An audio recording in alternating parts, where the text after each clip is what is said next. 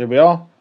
Hello everyone, and welcome to tonight's What the Faith. Very interesting conversation tonight. I was thinking about us talking to Elaine. In fact, tell you what, let's not mess about. Let's bring her in. I will warn you though that Revo's got COVID again. We both had it in September 2020. So hat off to Revo for helping tonight because she's a bit poorly. So let's bring Elaine in. Hello, everybody. Good thing about it is I could do it because we're on Zoom. Don't have to give it to anyone else. Zoom? Oh, well, you know what I mean. Zoom? We're broadcasting, we're not on Zoom, Yes. are we? No. You know what I mean, we're broadcasting, well, nobody can get it from me. There you go. So it just says she's on Zoom now, so she's clearly not all together there. So affected my brain, clearly. Yeah, we're actually on YouTube, Yeah, and the whole world is watching. Yeah. With thousands of concurrent users looking at us right this moment. That's Hello, not true. world. Yes, so should have COVID alert. COVID alert with Elaine. Hang on, let's get my hands here. COVID alert. She's not great. No, so I've got a croaky voice. I'm sorry, and so I will do my best. But yeah, I am here. So let's get a shot of her for a mo. Right. So one of the things that I think it's important to point out at the moment is this is the first subject that we've started to look at, which actually I have to be very clear that we're not clinically authorized to talk about anything in a professional sense about depression. And the key thing I think it's important, really very much to say about with Unleashed and with what we're doing in these conversations with What the Faith and so on, is that this is very much from personal experience, our experiences of it, whether it's happened to people personally or whether it's happening to people we know. And we just want to talk about it and how, we get to that like 7:30 time and we think about how we look at that from a spiritual perspective. So, that is my stamp that we are not authorized to talk about this. If you are watching this at a later stage and you are suffering from depression, by all means, listen to our conversations, listen to my experience because I'll talk about things that happened to me. But, if you're certainly in a position where you're in a pretty bad way, then you really do need to seek professional help. So I just want to get that out of the way now because I think it's important. Yeah? Okay, so let's have a quick look then at depression from our researcher, Kate. So, synonyms for depression: abasement, objection. This one gets me. Blahs. What's blahs? B-L-A-H-S. Blahs. We'll have to look at that. Desolation, despondency, heavy-heartedness, vapours, worry and sorrow. Yeah. You're muted, by the way, Revo. They can't hear you. Well, it's so that you don't have to listen to you blowing your nose all the time. So antonyms: benefit, blessing, contentedness, cheerfulness, joy, pleasure. Now, I love this word, protuberance. Protuberance has got to be the word of the day. Actually, Kate has a comment. So it is blah, blah, blah. You think it's in that sense? Blah, blah, blah. Okay. Come back to that. And the last two on the antonyms for depression are liveliness and gladness. Okay. Let's bring in Revo. If she gets too nasally, we'll just kick her off. Right, you're back. Hello. Do you want to give us a dictionary definition of depression? Yes. Before I do, can I just say that I thought protuberance was something that stuck out. I don't know. I'll have to look that up because I don't know what it's got to do with not being depressed. Our mod / researcher might look up protuberance for us. Okay. And maybe she can help by chucking it up on the chat. Protuberance. What's the definition of protuberance? Yeah, I remember this. Well, What the Faith we did early on, there was one that was just fantastic. Well, I can't remember what it was now. It's like, we're at week. This is the 17th week, I think, we've done of What the Faith, and you've been involved, I think, in the last 4 or 5. Yeah. So, it seems to be going quite well. Yeah. So, So I'm doing the dictionary. Go on, then. Dictionary definition. So the dictionary definition of depression from Kate.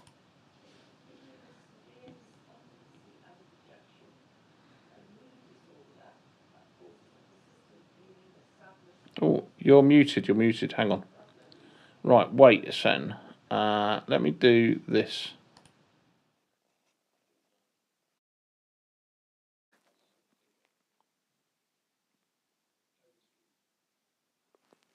Right, over to me. Dictionary definition again, then, is feelings of severe despondency and dejection, and a mood disorder that causes persistent feelings of sadness and loss of interest. So, that's depression. Do you think environmental conditions impact on people's level of depression? Would you say that as a result of the pandemic everyone's just been through, that the world is a much more depressed place for it?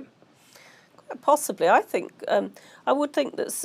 I know that depression can be and is often diagnosed as like an illness, isn't it? Yeah. But I think from people I know who've had it, it's often been linked. Particularly bad sudden episodes are often linked with circumstance. So perhaps lots of things, lots of anxieties are built up to it, or things have happened. So go back to what you're asking me. Yes. But isn't that environmental as well, though? If your that's what I mean. circumstance, So I'm agreeing with you. Yeah, I'm saying I think it is. So because I think probably there are more people who've been anxious and depressed. I don't know the statistics for the pandemic, but I suspect there probably are a lot more people in that category because life's been so much more difficult, hasn't it? And it continues to be as well. So yeah. And people have lost things, people, jobs, all sorts, haven't they? So absolutely. And so. Yeah, I think it can often be linked to things like that. So I think there's two sides to this, isn't there? Do you know, I need a button that makes it go like this, and then that, and then I need a button that does that. I'll do it for next week so we can swap it round. If that's the wrong one, I need that off and that on. There you go, that's better. Okay, that's better. So I think that there's the point in what I sense is that, yes, it can be forged by, or formed, sorry, not forged. It can be formed by circumstance, environmental, what happens to people. And, as a result, it can manifest itself in depression. So, for example, you've got a job that's really stressful and, stress, that's, people talk about that and how that can cause illness in long term, can probably cause bouts of depression. And of course there is also the flip side of that it could be that whether it's, I don't know, would I say it's psychological or would I say it's actually certain things that either make certain people, like I'm thinking more like chemical. So if you've got a chemical imbalance, if there's some, then that you suffer from that tablets might be a simplistic way of actually helping you with that. Yeah, if it was that simple, and I think that often is the case, that people are prescribed prescription drugs for depression, but actually that doesn't necessarily cause or resolve the root cause. So, for example, if it is just a chemical imbalance and they rebalance you and give you things that help boost your whatever you're missing, serotonin and things like that make you feel better, then it's simplistic. But I think often a lot of this stuff is circumstantial. So, I think for me, maybe it's circumstantial, maybe it's time of life, things like that. We'll talk about midlife crisis perhaps in a minute. And I think it's different to just feeling low, isn't it? I suppose it's really, when you look at the definition, it's like persistence, isn't it? It's when, hi Vicky. Hi Vicky. It's persistent. Sorry, Vicky, I've got COVID, which is why I sound like this. It's persistent feeling of almost no hope type thing, isn't it? Can I read you a couple of Kate's really interesting facts that she found for us as well? Because it does, or one of them at least, it does link with what we're saying. Yeah, go for it. Facts. That women are twice as likely to be diagnosed with depression compared to men. That's interesting, isn't it? And 50% of people diagnosed with depression are also diagnosed with an anxiety disorder. Because you were talking, weren't we, about how I was saying people that I know, it's often been a big build-up of anxiety, and then suddenly they've had a terrible bout of depression and stuff. So there's obviously, for a lot of people, there is that link, isn't there? Yeah. Yeah. And in terms of the effect on work. Depression's responsible for 109 million lost working days every year in the UK. And for every £1 spent by employers in mental health interventions, they get back £5 in reduced absence and staff turnover. So that's interesting, isn't it? Obviously, it's a big issue, isn't it? Yes. See, I think it's, what we call past. So let's just bring in, because we want to say hello. Joan's here. Oh, hi, Joan. Blur, it's good word for how you're feeling, either physically or mentally. It's a very good word. I feel blur, Joan. Yeah, absolutely. Yes, I agree. Yes. Yes, it is. And I think Vicky is recognising you just said you've got COVID. Yeah. So, yeah. Again. Yes. How dare it? Yes. How very dare it. Isn't it amazing, though? COVID. Elaine actually tested positive for COVID on Tuesday. Yeah. And I don't have any symptoms. No. That's really good, actually. It is. Yeah. Yeah, absolutely. So, praise be to God. So, anyway, I'm just going to talk a little bit about what has happened to me, I suppose, with depression, if I may.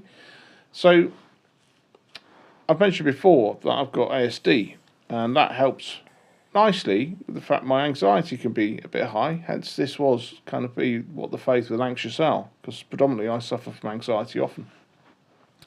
And having been diagnosed with ASD was really useful because it meant that I can attribute my anxiety to an underlying issue. I was really pleased for the label. I know some people don't like the idea of being labelled, but me, I was more than thrilled to be labelled to say I could look at something that answered the question. But what happened to me, where I kind of ended up in a very depressive state, was in my sort of mid to late 30s. So we're talking about 12 years ago, 13 years ago. I ended up in a very depressive state and trying to understand why. Fundamentally, I would say it was life, like what life was happening to me. I'd finished a relationship. Let's just interrupt and say hello to Jacqueline.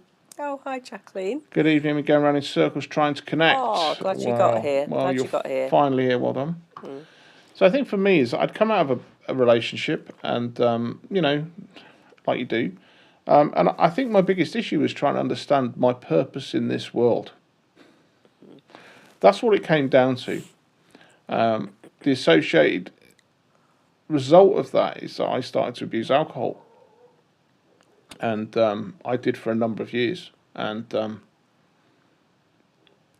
think it was... I think that often happens with people that are suffering in mental health. So things like depression, that you can look for something to grab hold of to make you feel better. Obviously, I remember at the time when I went and saw the doctor and he gave me drugs to try and cope with my anxiety and stuff. He said it won't be anything like a drink, and I thought, okay. So it wasn't that kind of perhaps high or whatever it was, but I've become sort of reliant on that stuff. So all I can say now is I'm clean now, and have been really for a few years, and obviously better for it. But when I try and look back at what happened to me, I kind of felt probably, I think a lot of men do this, and I can obviously only speak for my own sex. It's interesting that women are twice as likely to be diagnosed with depression compared to men. So talking from my perspective, I always think of the Reggie Perrin thing. Anyone who's not from the UK, there was a programme in the 80s called The Fall and Rise of Reggie Perrin, which is basically based on a man who hits midlife crisis. It's a comedy sitcom, so yeah, look it up. Leonard Rossiter, excellent programme. With a comedic view on the fact, why not? We should be able to look at ourselves and laugh, even in adversity. So I really struggled to find kind of like a reason of what am I doing? What's it all for? That sort of stuff. And I struggled for a number of years. And I guess in some kind of regard, I still kind of struggle. When I came to faith 10 years ago, or when Jesus came and got me by the ear roll, get you, I I sensed that there was something missing in my life, and that was faith. So, but we'll talk about that a bit more in about 10 minutes. But that didn't mean that I instantly became fixed. You know, I didn't find faith, and then everything was fine. There was still a lot more work to be done afterwards, after I accepted Jesus in my life.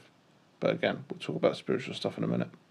So I think, for me, I often think about things like, and I think when I start to think about it from another person's perspective, as I did in the promos, how do we deal with that sort of stuff ourselves? And how do we deal with that for other people? For me, in my situation, it wasn't a case of a chemical imbalance per se. I don't believe that. I still take citalopram, actually, which is there for anti-anxiety. It's an SSRI, which people with anxiety and depression take. So I still take that. It'd be nice to get off of that at some point. But for me, it was a circumstance. It was a midlife thing. It was perhaps coming out of a relationship and all those things that had happened that kind of was the catalyst, really, the perfect kind of environment for it to happen to me. And the reality is if truth be told that 1 in 4 of us are likely to suffer from depression, and I remember getting that from Ruby Wax many, many years ago. She actually did it quite comically. She was on stage talking about it, I think on TED Talks, and she was saying, so she counted members of the audience, so she went 1, 2, 3, so you're going to get it, you're going to, so I thought it was kind of funny. She added some humour to it because she suffered from it, and her mother suffered from it, it's 1 in 4. Quarter of us will go through depression at some point. So I wonder if some people are more prone to it than others. I just don't know. I mean, I said to you before that I was a vicar I knew who he himself had depression at various times, and he honestly felt that it was a natural reaction to living in the world that we live in, really, that at some point, for many people, that's what's going to happen. I think you're right. I think for many of us, I think the point for me is that certain things, everyone has kind of a threshold. It's almost like a sense of can anyone withstand torture? No. Everyone has a limit to which is that's as far as you can possibly go. And I remember watching something with Jordan Peterson. People probably know I'm quite a big fan of his, but it's like a balloon, and when certain things happen to you, it's like this balloon. So you go through a couple of crises in your life. So you've lost your job, the world's in recession, and you've just had a bereavement. This is kind of pushing on this balloon, and at some point you're going to burst out at some place, and that might manifest itself as depression. It might manifest itself as alcoholism. It might manifest itself as drug addiction, be it illegal drugs or even prescription. These sort of things that people have kind of limits. There are limits to what happens to people. And I think for me, it just was that element in my life. And of course, I hadn't been diagnosed with ASD at that point, but it was important, retrospectively being diagnosed with ASD, because it helps me protect myself from those kind of events happening again. Don't get me wrong, I can still wake up like anyone else and have a flat day. And I feel, I'm feeling really flat today. It's difficult. Yeah. And, we kind of get on with it. But I think one of the things I will say, and I'll do a shout out for my lad, actually, Elaine's eldest, my stepson. He was talking to me once and came from this really powerful concept and conversation about me not making myself feel a victim or feeling a victim in this world, because of course that way lies pestilence and death. Of course it does, if I feel a victim. And it was really profound, him saying that to me. And I often think about the things that we hear, and I also think this sort of adds to our social crisis, really, is the fact that you can't say to someone with depression, come on, pull yourself together. You've got to get on with this. No. And you think, I can't say that. Well, actually, the reality for me is that I had to do that. I had to, in some way, take stock control of my life and my situation. Yes, I lent on my faith. My wife helped me a lot. But actually, the only person that can get me out of this situation was me. Now, that's talking about my particular form of depression, which is saying that, I'm not suggesting that anyone else's is the same. I'm talking about my experience and my experience alone. But I do think that it's probably common for people. So I had to recognise the reality of where I was.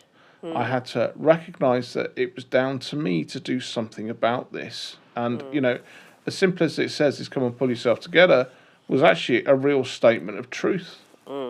Now, there might be kind of concepts of when is the right and wrong time to do that, or when to use that. Maybe it's not the phrase to use, but something that is the reality check for me. Go on, Elaine, I can tell you want to say something. No, only to say that, I mean, it may be that there isn't a right time to say that, but I think from my humble experience, which is not for myself really, but I hope my dad wouldn't mind me saying, my dad in the past has had some very, very long bouts of it for lots of reasons, but it was always the case that when that was happening, that all you could really do is to wait, because it's very hard. Those of you who've had depression or live with someone know that it's really hard, isn't it? Because actually there's nothing really you can do other than support, because it has to sort of, what you're saying, it has to come from them. There come a point when his mind turned enough to getting out of it, and then he got out of it. But I think I think that has to come at some point for a lot of people. But I think the profoundness of Paul's statement, my lad, was to say, you've got to drop this victim mentality. Is that how will I ever acknowledge that it's me that has to do this if I feel if it's everybody else that's doing this to me? And that's really important, is that for as long as you feel that you are a victim of the world and not a victim of your own self. I mean, how often is it that, if you want to go seeking Satan, the first place you want to start is look in your own heart. And I think that there's a point in that. It's a very profound statement as well, is that I have to look at me and my behaviour and what I'm doing. Am I fueling this? Am I making this easy for myself to continue in this state? And I think it was a real poignant point for me to acknowledge that actually I'm not a victim of the world. This is the world. This is what everybody has to do, and this is part of life and part of survival. So at that point, then I could recognise that actually I have a role in this. It's not that the world has to fix me. I have to step up to the responsibility of that. Yeah, no, I think you're right. But I think sometimes in the hopeless feeling of depression, it's hard to see that. Isn't it? That's the whole nature of it, isn't it? Listen, I've been in a situation where I turn my phone off. I've shut the curtains. I won't answer the door. I've turned the phone off because I don't want to answer the phone. I don't want to talk to anyone. I just, I lock myself away. So I know what it means or feels to be in that hopeless state. But I think the hopeless state is exacerbated when you feel that you're the victim of something out of your control. And that's what I'm saying is that like I say, and I emphasise this very strongly because I realise that we're touching on a very complex subject of which I'm not an authority about. All I can say is I'm an authority about my particular what happened in my world. And that's what I can share. And if that helps anybody else, then absolutely fantastic. But, you need to probably, I would suggest seeking some professional help. But for me, it was, get off this victim bandwagon thinking that I am a result of the world getting at me, and recognise that I have a responsibility, and that's just the first start of it. And then there was the slow process of both acknowledging that and being supported by my wife, and so on and so forth. I haven't put this up. Look, oh no, that's weenie. Why is that weenie? Don't know. Why is that so small? That should be much bigger than that. Anyway, if you haven't liked and subscribed, do it. We also haven't put up Kate's response to your question that you asked us to look up. We had that? Yes. Which one's that? Oh, I see. Yeah. This one? I asked her to look up protuberance. Is it this one? It is. All right. Oh, so you said it sounded like something that stuck out. Yeah, so how was that an antonym for depression? I couldn't get my head around that. So it means something larger or better than. Still a bit puzzled by that, but I suppose... Okay. Hey-ho. Right, so look, let me wrap this up so we can switch in the bottom part. Anyone got any comments, anything you want to disagree with or agree with, or, and maybe we'll send out the link if anyone wants to join us live. They can come in and perhaps join and speak to Elaine in the latter part as we start to do this switch. Is there a capacity for anybody to join us tonight? Well, we've got the normal crew, so people are I think they understand. If I put the link in chat that someone might want to come in live. Let me just round this up anyway for me. So, I was just saying is that having to acknowledge that, it doesn't mean that it's an overnight fix. And, I still had to go through, I guess, almost changing what had become habitual in my life. And There was a lot of prayer. There was a lot of there's a lot of falling over, in a sense of like I'd get somewhere and then I'd fail again, and you pick yourself up, and you keep trying and you keep trying, and that's where I've got to. Now, like I said, I got diagnosed with ASD in 2019, so it kind of helps me retrospectively look back and think why I was suffering with things like the anxiety and stuff. And of course, it's really helpful for Elaine as well, because she can look at me and think, yeah, well, that's a bit of an ASD moment, isn't it? And understand more about me. So it was very useful. Again, I value that label. So I suppose the question is, as we move now into the spiritual side of this, and I'm going to get rid of Elaine here, that, and then I'm going to move Elaine over here like this, and put me there. So there we go. So Elaine we'll switch over to this, and when we consider how we look at this from a spiritual perspective, and where we bring in theology, biblical, and God into how we kind of look at this kind of problem. And, I'm sure Elaine's going to actually probably emphasise some of the things that were for me. So go on, and Elaine. Yeah. If you're up to it. If not, let me know. I'll have a go. Yeah, no, I mean, please feel free to join in, everyone. I'm sure other people know a lot of what I'm about to say anyway. If anyone does want to join, just pop a comment in chat saying that you'd come online and talk to us, and then I'll send the link out. Yeah. Well, the first thing is that there's, depression is recognised in the Bible, because you only have to read the Psalms to come across a lot of moods that appear to be depressive. So I've got a few scripture those that we can have a look at if we want to, but also, as Kate pointed out as well in her research, that Elijah the prophet in the Old Testament suffered apparently with depression as well.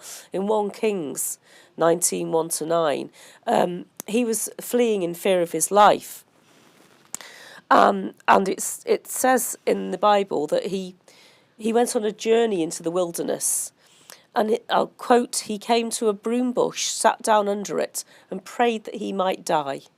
I have had enough, Lord, he said. Take my life. I am no better than my ancestors.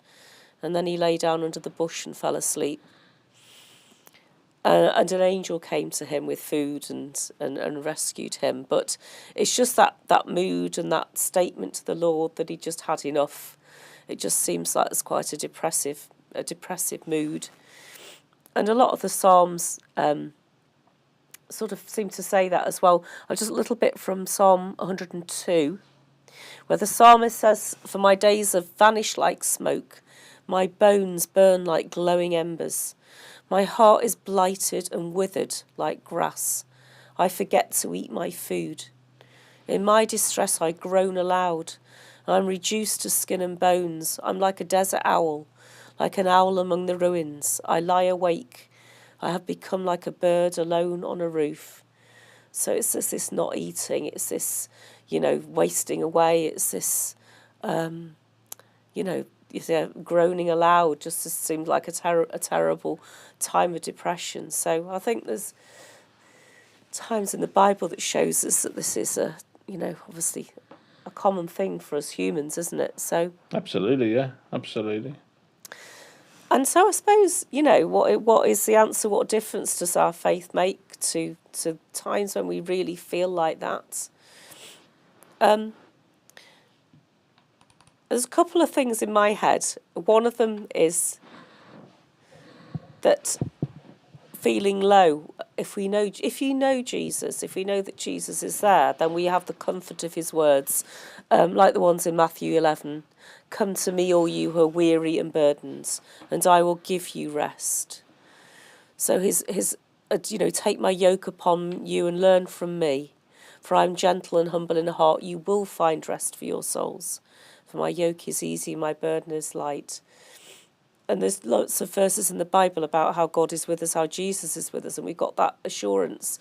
Is one thing that we can, is one thing of knowing that I think faith makes, but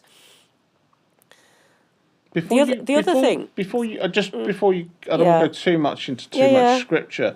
So one of the things I'm very keen to is, and I know many of the people on in our chat at the moment are Christians Yeah. and recognise, leaning on faith. And I think one of the things, again, is that it's about trying to make that bridge. The bridge for me is between someone who either really is struggling with faith or doesn't have faith, or trying to understand how we kind of port ourselves from, say, being secular or someone of no faith, and to bring it to something else. Yeah. So I think the first and foremost is if we talked about this earlier. I can hear Dilly as he just gone into the studio. Yeah, he's just come to see me. Cool. One of the things to think about is you have to believe in something. You have to believe in something. And I think, I'm jumping on your bit, but I just think it's important to bridge this. Is that you have to at least believe in yourself. And I think for me is when I hit that depressive state and wondered, what is my purpose? And realised actually once Jesus came and got me, I actually realised that I had a purpose. And you talk about Psalm, what is it? Psalm 102 I quoted from. Go on, you quote that. Do you want me to quote it again? Yes. The one where it says, my days vanish like smoke. No. Which one? A different Psalm. Which one? I only quoted that one. 139. It's on the sheet. Oh, yeah, that was my later bit, darling. Yeah. You're jumping ahead. Well, sorry, but I think it's kind of important. Go on, I've wrecked it for you.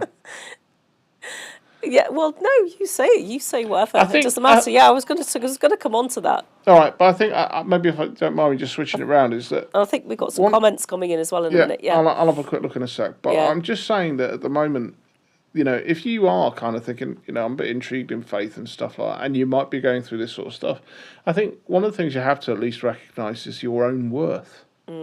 That's important. If you feel worthless, and don't get me wrong, I'm not saying that's an easy thing to do. I went, when I was in that depressive state and thought, what am I here for? What's this all about? And one of the things is that, and I love about that, is that psalm, which you're going to read later, so you'll all have to wait now because I've messed that up for Revo. You say if you want. Okay, so, I praise you because I am fearfully and wonderfully made. And each and every one of us is fearfully and wonderfully made. And if you don't believe that in yourself, there's something. I don't know if I'm just going off on one and talking rubbish, because I think some Christians probably don't believe that. They struggle with that as well, that they're not fearfully and wonderfully made. Yeah. Right, go on. Let me go back because I think No, you're right. So we'll come back to that. Let's have a look at what people are saying though first. Yeah. So, Kate, I think we'll move from protuberance. Pristilli's here. Hello, Simon. Good to see you. Hey, Simon. Pop this up. Go on, can you read the that? yoke reading was the reading from the lecturing this morning. Which you preached on. Oh, wow. Funnily enough. Okay. And James, God incidents, put one in there? You went into the wilderness. Isn't that where we feel we are when we're mentally gripped by anxiety and loneliness? Yeah? No, absolutely, Joan. Yeah, it's a real picture of how it feels, isn't it, really? All alone. Yeah, all alone and just feeling like that's it. You just didn't want anything or, didn't want to be here sort of thing. Yeah. Right. Let me let you carry on. No, you feel free to chip in. All I was going to say, because on the lines of what Alex says, is that I've learned in my humble years of ministry as well that and I learnt some of this from a very wise lady who is still in some ways my mentor. She's a very old lady now. This thing that Alex is talking about worth is massively important, isn't it? I mean, not just for depression either, is it? Actually understanding our worth in God's eyes, because it's when we know that it's like a weapon, And this one thing that this lady taught me, which I give as medicine to other people. So and this is a genuine thing, and I've done it recently for a young lady. If people are depressed, I say, you go and read, I've got to find the verses now so I've got it right. Well, either Isaiah 43, do not fear, for I have redeemed you. I have summoned you by name. You are mine.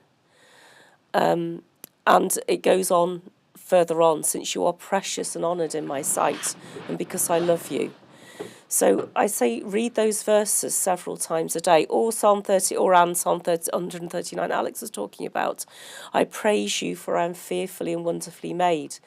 So even if you don't feel like it, if you keep reading those verses to yourself, it sort of somehow sinks in, you know, that and praising God mechanically. So even just saying, you know, thank you, Lord, even when you don't feel like it. There's something about acknowledging that God's here and repeating those amazing verses that we have in the Bible that tell us how precious we are, that I believe can have a really positive impact. And I've seen it happen and seen it work. And she assured me, she said she's just seen the impact of it. So maybe not for everything. I'm going to say we're not experts, but there's something about this, knowing who you are, that I think is a weapon against depression and perhaps a way of a comfort in times when you do feel like that. So yeah, maybe certain forms of it, I think. yeah, depending. I know there's clinical stuff that is really, really difficult, and I'm not trying to trivialise that and just say, oh, this is going to solve all the problems, but I do know that can help people. Okay. Got a couple of comments in from Pristelli. Let's just have a quick look at these. Priestley. Is it? I think that Christianity can really offer a healthy model for supporting those with mental health issues. We welcome the broken, and Jesus walks beside us in our suffering. Yeah, absolutely. Do you know? And the other thing is, and it has to be noted, is that as Christians, and this is great. That comment is just perfect. And it's making me think of this comment is that actually let's just see what his next one is in case I'm about to read it in my own head and that's what you said. Rather than having to portray perfection, Christ is a place where we can weep. Yeah. That in fact you're picking up some of the stuff is that the idea of community for us as Christians, and this is one thing that Elaine and I are as our community knows, is that our online church is an online church, is to look at and find all possible ways in which we can make community work online. That's our ministry, I guess, with ways in which we can engage with one another and how we can, engage off with each other, not necessarily through streaming, but through context and stuff, content and things like that. But of course, in the realm of the physical church, I think that's an important thing, that you can go into church and talk to other Christians, or if you should at least be able to. I could probably say that we often don't get this right. And it's something that we should look to be there for pastoral support for those people that suffer from these ailments or these illnesses, whether they're short-lived or long-lived. Do at the end of the day, I know people from my past who are repeatedly suffering from things like this, and you kind of think this is a deeply spiritual woman who kind of is stuck in this scenario, and I don't know or understand that scenario for her. So yeah, and it's all right in church not to be all right, isn't it? That's what church should be, isn't it? A place where it's okay to voice those things, isn't it? That it's okay not to be all right, and like I said, the Bible, the Psalms in particular, are full of it. Full of, people railing at God, people sort of pouring out their hearts, and. But I think that's why I'm happy to voice my experiences, because this, Unleashed Broadcast Church is our church, and if by me talking about my past, the things that have happened to me can help other people in our community, and would encourage people to open up, whether it would be, we're always available. You can message us, you can go through us on Facebook and stuff. Of course, you can also send messages on YouTube, is that we'd try and help and do whatever guidance we could. But this is what we try to do for those people that perhaps can't go to a physical church or don't feel that that's a place they'd like to go to. And we're always keen for the community to try and talk to one another. And we know that works. We've seen that in action through our services and things like that. So, and we can pray for each other as well. Absolutely, absolutely. Because everyone on this list, everyone that's here, and everybody that's watching, that you are our community, and even if you're only here for a season, if you're here long term, then perfect, whatever. If you're here for a season, we're praying for you as well. You know, so it's important. But I suppose I still kind of try to think about how to move from that kind of disbelief to belief, because I know for a fact that in all of our efforts, we can't make people believe in Christ. Only God can do that. But it's about at least being open to the concept, and that's all we can suggest. Yeah. And for me, I became open to that when I was 40. So 10 years ago, I became open to that, and I allowed that process to happen. In fact, the interesting story is that whilst I was trying desperately to figure out what was wrong with me and seeking answers, and I thought, you know, I'll go and check out this church malarkey. My mother took me to a house group of all places, which is in fact where I met Elaine, my wife. And I clocked all these people in this room and thought, what a bunch of weirdos, proper weirdos. I plotted my escape over the back fence if they all went kumbaya on me. So I knew which way I was going if it went a bit too weird. But actually it was, in a sense, what Simon was talking about and what Elaine's mentioned about. They were very good to me. And I felt that, and I felt obliged to open up a little bit to them and say, do you know what? They all looked at me in horror, think, oh my word, this bloke speaks. Yeah, I wasn't expecting you to speak. No, we didn't know. We didn't. Well, no, you weren't a Christian. Yes, he had long hair then as well. He had a ponytail. Yeah, I had long hair at the beginning of this. I've got the video. No, you had proper long hair then. Yeah, proper long hair. Yeah, proper rebel then, hippie. Yeah, and I bet you didn't know at that time you'd end up marrying me, did you? No. No. No. Anyway, so and they did make me really welcome. And strangely enough, this is something I'm thinking about now. Actually, you guys did make me really welcome, and because of that, I kept pursuing this thing, which was this church malarkey. To which at some point, I gave up this concept and said, all right, go on then. I'll let you in. And I'll believe. And since then, my spirituality has grown and grown and grown. So great. So, that's all I can say, really, when it comes to that conversion from no faith to faith is, again, it's something that's kind of the way it happened for me. And I know it happens a different way. So anyway. Yeah. It's Kate. Let's put a comment. Let's have a look at this one. From experience, you first have to start to believe you're worthy. Yeah, that concurs with what you were saying, doesn't it, Alex? And what the Bible says about you is what I'm trying to sort of join that up, isn't it? I suppose it's about what the difference is. If you don't believe, if there is no other God, it's hard, isn't it, to see, yes, we can have medical help and counsellors and that sort of thing. And for some people, because of what it is, maybe that's the only way to get through it. But for a lot of people, faith does make a difference to that, doesn't it? Because if you can begin to believe that you're worthy, if you begin to have that hope or understanding that we are so precious to God, isn't it? And so loved, and Simon was saying, to being part of that, of what church can offer as well, is all part of the picture, isn't it? Yeah. The difference that faith can make. But it is, you're right though, Kate. Certainly for people who haven't, I don't know. I think faith in its own right is a journey for each and every one of us. It's an independent journey, and however that journey goes, there's no right or wrong way for it.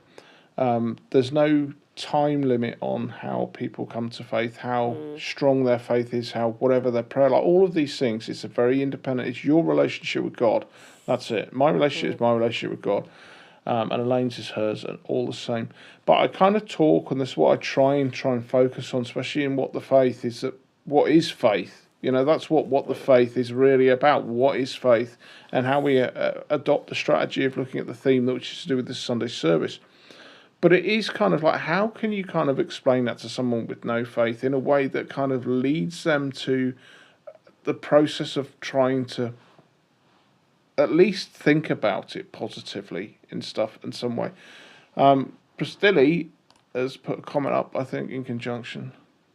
Go on. Kate is so right. The most difficult thing for most to believe that they are loved unconditionally. Yeah. Yeah. It's a huge thing, isn't it? That it's the most enormous thing when you think about it as well, because Yeah. I suppose in life, you know, there's not people. I don't know whether people have lots of experience of being loved unconditionally. I think that's why people, I suppose, the less experience you have of that type of love from other human beings, isn't it? You know, it is just this massive concept that we are loved unconditionally. I suppose the thing that I can relate that to in its simplistic form is the love of a dog to you. It is, isn't it? Yeah, And yeah, it's weird, but it's the first thing that comes to mind is that yeah. whatever happens, my dog loves me to bits. I know he does, and he loves you unconditionally. Well, actually, maybe there's conditions I have to feed him 3 times a day. That's maybe part of the He just condition. growl at you when you don't feed him. Yeah, he bullies me. He started bullying me now. He starts kicking me. He kicks me on the bed in the morning and says, "Get up, I want breakfast." So I'm like, "Oh, okay." But there is that unconditional love. And maybe sometimes we need to look to that to think, actually, the simplicity of that is what we sometimes need to bring ourselves back to. You know, it seems like a tall ask sometimes to say, what am I going to say? We have to sort of not try to overanalyze stuff sometimes. We don't have to try and find the answers in everything everywhere. I know it's just a natural human reaction is sometimes just give something a shot. I mean, you could almost say that about a relationship, couldn't you? You could say that about a relationship. I'm going to give this. Let's say somebody who is single and looking for a relationship. You kind of give it a shot, don't you? You give it a go and see how things work out. And I think maybe that's the attitude you think to faith. You think, do you know what? I'm going to give it a go. I think I did because I actually came to a point where I thought I've got no idea what else to do really. I'm going to give this God thing a go, and actually, it was the thing that ultimately worked out for me. So we've got another one in from. Yep. The depression link is that sometimes those I meet who are depressed struggle to think that anyone loves them as they are in their brokenness. Yeah. Yeah. I think one of the things I'm thinking about with that is kind of leads back to the promos, but how do we talk to people who are suffering from depression rather than it being how we deal with it ourselves? How are we supposed to react to the thing? And I think that's a really key point.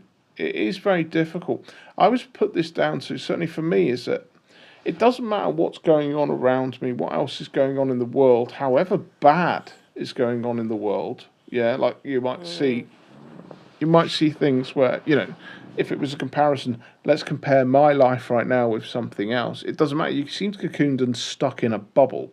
You're not able to see outside and see, actually, am I blessed? Yes, I might be blessed when you look around the world and see things that are far, far worse than the situation you're in. Because you're just not in that position to acknowledge those things. You can end up being so consumed by your own depression. I think this is what the most evil sense of depression is that you are so suffering in your own brokenness. And I think you're absolutely right there.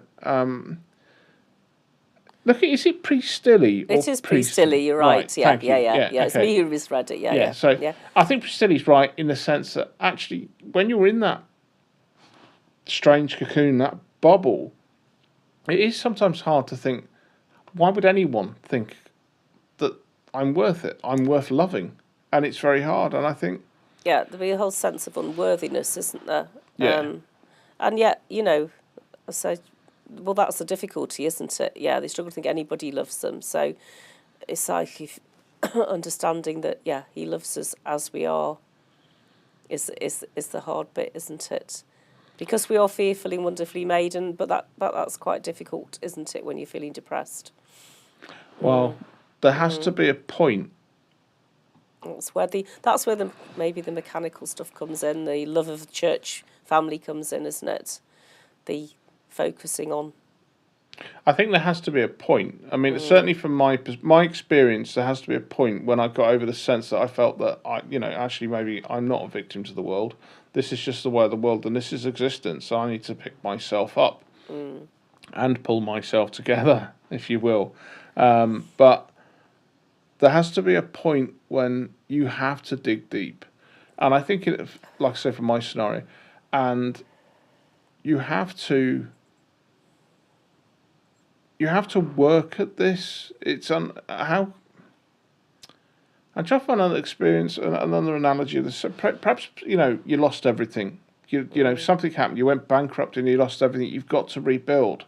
Let's take depression out of this scenario and say, look, okay, I've lost everything. I've got to start again. I have to rebuild something. You've got to start. Let's just think of a wall that's fallen down. I've got to start again. I've got to lay that first brick. I have to start again. And I think in that sense, and it doesn't mean that, again, it's not a solution that happens overnight. It's something that, life is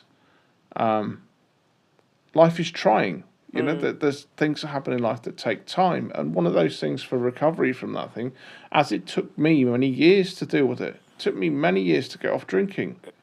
Many years. And, Elaine supported me very much throughout it. I asked her why. And the response is because she could see. What you tell them? Why did you support me through it? Why? Yeah. Well, because what? Other than the fact that you're my husband and Well, no. I knew who you were. Yeah. Yeah. But I knew who you really were, and it wasn't. That's what I'm saying. Yes. So I was like that when you met me. Yeah. That was the point. So, but the point is, you said you knew me for who I was, and I think in the sense of where people struggle to think that people could love them. Part of my thing is the fact that Elaine married me in my situation, knowing that who I was, and that was immensely. I quite publicly happy to thank my wife till the cows come home, to the ends of the world. But she's helped me with that and recognising that I'm loved. So there's another comment from Pristilli. Let's see what this one is. As a priest, we signpost professional help, but we offer simple presence. We can sit quietly and listen, or just be silent without the normal response of most of trying to fix things or offer platitudes. Yeah. He's good, isn't he? Yeah. And often people just want somebody to listen with them, isn't it? And it's part of showing love, isn't it? Of showing that love. Yeah. It's important just to be there for people, isn't it? Yeah. Yeah. And acknowledging that this is just an awful time, isn't it? Because, whatever. That's part of it, isn't it? Absolutely. I think we're depending on the cause. If we talk about external influences, and those external influences might be something like loss of job, bereavement, financial problems. Financial problems are big woes. We know that as well, and that happens to a lot of people. But you're right. The key thing that we do in the church or within the Christian family is so I could just hear some scratching. It must be Deaky down by me. No, he's in here. Oh, is he? Oh, okay. That we show love and compassion to people. Something sometimes we're not that good at, I think. Do you know, I will give it this as well. I just want to add this point. Is sometimes people aren't quite sure what to do or say to people. It's very difficult with depression in particular. I think it can be very difficult, isn't it? Because somebody's very depressed. I think from a friend, pastoral, whatever point of view, it's easy to feel that you're not doing anything. Because I think what Simon's right about sitting with people and listening, isn't it? Because you can't fix it for people, but yeah, it's but being there and listening and showing love, isn't it, is really important. It's a genuine reminder, I think, for us, and whoever's joining us and wherever you are, that we often see the world. Of course, we see our world from our own perspective. We don't often see it from others' perspectives. We often don't see what is going on behind the eyes of someone we're talking to. And that's often the case. I think there should be that general reminder that we should always consider, when environments, certainly in Christian environments, church and stuff, that we put out that invite to say, look, if you're struggling this week, we do that in our intercessions. We pray for people who are struggling, and we talk about that not only in ill health, but ill spiritually and things like depression. And I think sometimes maybe we have to step up that a little further and say, look, It's easy to almost glossify that through the intercessions. You know, it's like the intercessions almost like set out in some sense. But yeah, I think that's something we need to show more of. I'm really pleased with Bastilli's comments there. That's made me think, and I'll reflect on that as well, because I think it's important that we push that more. Yeah. Anyway, darling, it's 8:00. 8:00. Should Yes. we wrap up with a prayer? I think so. Do you want to do it? Yeah, I think first off, I just want to thank everyone here. So, and pray for everybody here that's come tonight. Yeah. I'll just put this comment up from Kate, So because I think Kate's it's a really good one. commented, yeah. So, it's the offer of a shoulder to cry on. Some people feel unsure of how to do that. Absolutely. You know, it is difficult to know what is the right thing. Some people are really good at it, aren't they? And some of us aren't, and I recognise that. So, you know, first off, Heavenly Father, I just want to give thanks for our community that have joined us tonight. We have Kate, we have Jacqueline, we have Joan, we have Vicky, we have Bastilli. Let's just check if anything else we're missing. And I think we might have a lurker. And if we have lurkers, then Lord, we just pray for everyone that's watching this. And we pray for anyone that's watching this on catch up at a later date, Lord. We give you thanks that they've been drawn to Unleashed Broadcast Church and this content in particular for W.T.Faith. And we pray that what we've discussed has been something of use to them and can help them, especially if they're suffering in any way, shape or form to do with, you know, the broken heart, depression, and those things that, you know, so many of us do. And I recognise, Lord, and we all seem to recognise right now that the world is in a very different position as it was to 3 years ago, with everything that we've been through and the pain of heartache that's happened globally in this world. You know, we've done well with furloughs, and there's many countries that don't have any of those sort of things, Lord. The world is crying out in a sense of pain and hurt right now as a result of the pandemic and so many other things that are going on as well. You know, there's a lot of hurt and pain with regards to what's going on in Ukraine. So, Lord, I just hold up everyone as members of our community. I ask for your rich blessing on everybody, Lord. You know, that they can receive any of this sort of healing and blessing. Certainly those people, Lord, who don't recognise you yet, Lord, we just pray that they do. So I just thank you, Lord, for this opportunity, for this technology, this amazing thing that you enable us to do. And I hold this up in Jesus Christ's mighty name. Amen. Amen. Amen. Do you want to add anything, Elaine? No. Okay, so I guess with that, we shall again thank everybody for your coming to meet with us tonight. Yep. We really do love having you guys here. We do. And remember to like. Amen. Absolutely. Thank you, Pristilli. Amen. So, yeah, we really do thank you. If you can like and share, let's try and build up this community. Let's try and be here for more people. Then we'd appreciate that. And in the meantime, have a blessed Friday and your Saturdays. And we will see you for service on Sunday. Yep. Well, I believe Jenny is service leading. She is, yes. And it's communion service. So we'll see you all on Sunday. Yes. Yep. Bye, everyone. God bless. Bye-bye.